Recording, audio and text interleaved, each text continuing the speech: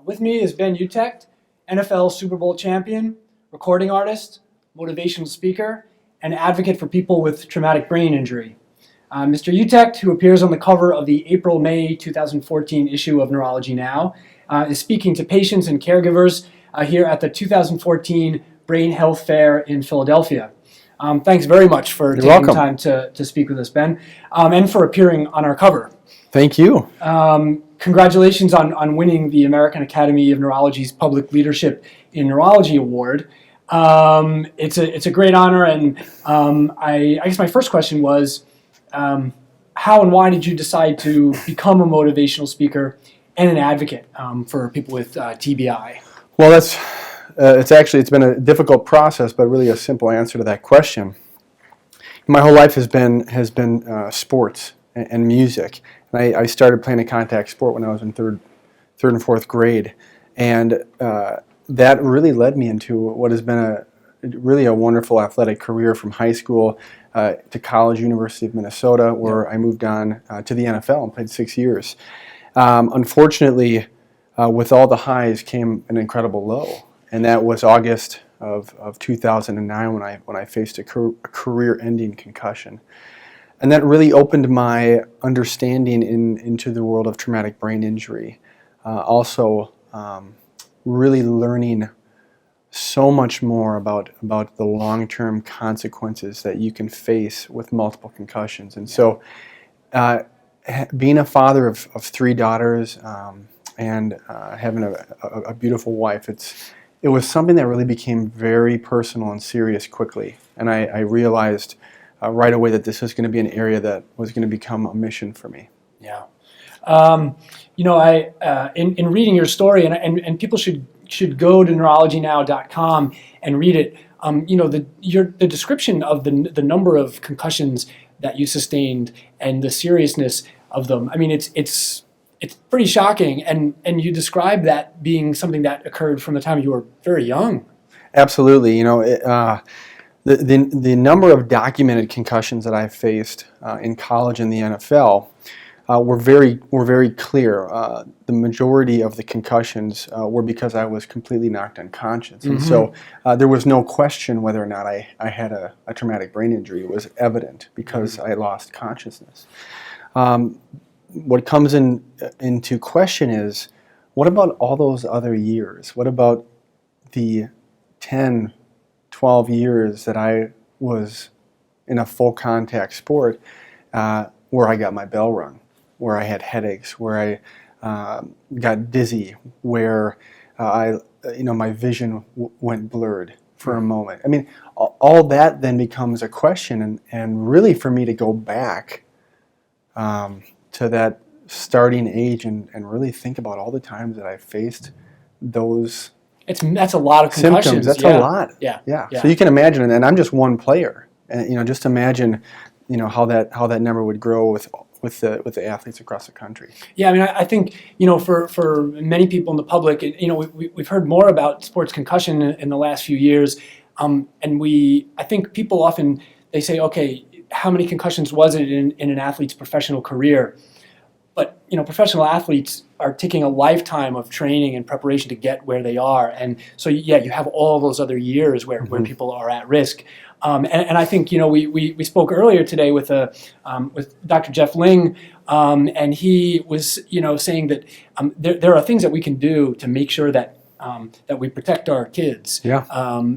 And most of it has to do with being aware of the signs of concussion on the sidelines. I mean, your experience from the article seems to be that you pretty much shrugged off most of those concussions, right? Sure. I mean, it doesn't seem like they were something that you were taken aside and treated for. Right. I mean, you have to understand the nature of the game of football is masculinity.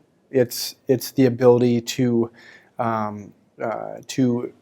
show toughness in ways that are outside other people, and there's a lot of pressure on youth, young adults, and even professional athletes to continue to push their bodies even through injury, and some of that's okay. You can have a sore muscle, you can have a bruise, you can have injuries that that it's okay to, to Yeah. push through.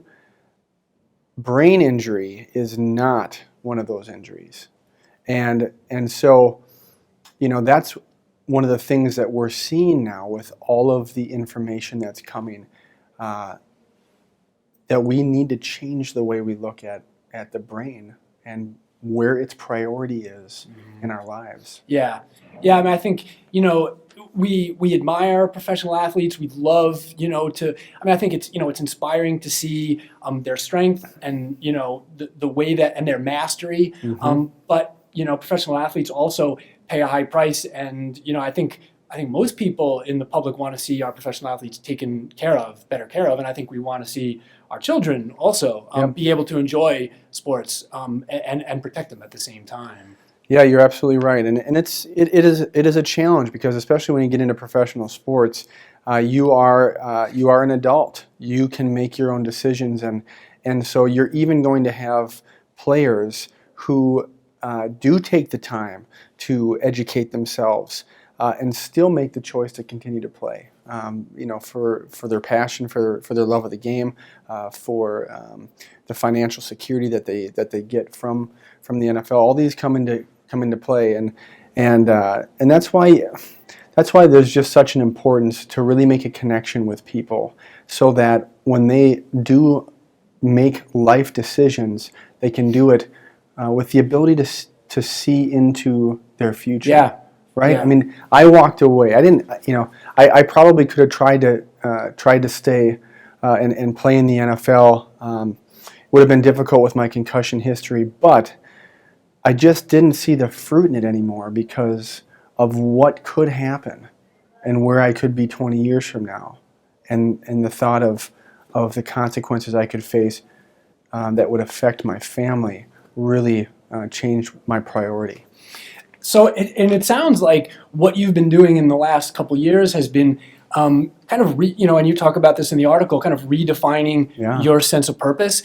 And it sounds like there are some really exciting things happening, that you have, transitioned from being an NFL star to finding these other things that really are passions of yours. Yeah. And maybe you could talk a little bit about that. My purpose as an athlete was over. And so how do I recover from that? How do I move forward from that? Was the challenges that I began to face. And so what I did was I ran into the arms of people who cared about me, but also into other passions that I had, music being one of those greatest passions, and also my advocacy role for traumatic brain injury. And so through that, just wonderful opportunities have come for me as a singer and as a speaker. I love proving people wrong. Everybody thinks, oh, really, the singing football player? Let's be honest. But it's always fun to prove them wrong. This is something that I've grown up doing. My dad was a vocal music major before he became a minister. I've been singing my whole life, and I love to do it. And then the speaking has really opened doors with organizations like the American Brain Foundation and the American Academy of Neurology to really let's go change the world for neurology. That's kind of my passion now. You mentioned Billy McLaughlin before, who's a musician, and he's spoken with us, and how you came to know about the American Brain Foundation, and because Billy's also a musician. Yeah, it's really sometimes. Growing up as a minister's kid, I will use the word providential. Sometimes things line up in a way where you kind of step back and go, wow, how have all of these puzzle pieces connected so well? It has to be something beyond me, right? And this is one of them. And I had a chance to meet Billy McLaughlin, who's a wonderful ambassador for traumatic brain disorder and disease. He's a fantastic musician. And also lives in Minnesota, where I'm from. And Billy got wind of my story and said, man, I have got to connect you with my friends at the American Brain Foundation and American Academy of Neurology. And I said, well, where are they located? And he kind of chuckled at me and he said, are you serious? And I said, yeah. And he said, they're in your backyard. They're in downtown Minneapolis. And I said, you got to be kidding me. And so I was able to connect with them it's 20 minutes from my house, and all of a sudden the neurological world just just opened up, and this need to really take their mission to go cure brain disease, and let's go campaign this. And so it just was a natural fit that just so happened to be right down the road. It really is. It's cool. Thanks a lot, Ben. Yeah. For more information on traumatic brain injury, sports concussion, and other neurologic conditions, you can visit www.neurologynow.com.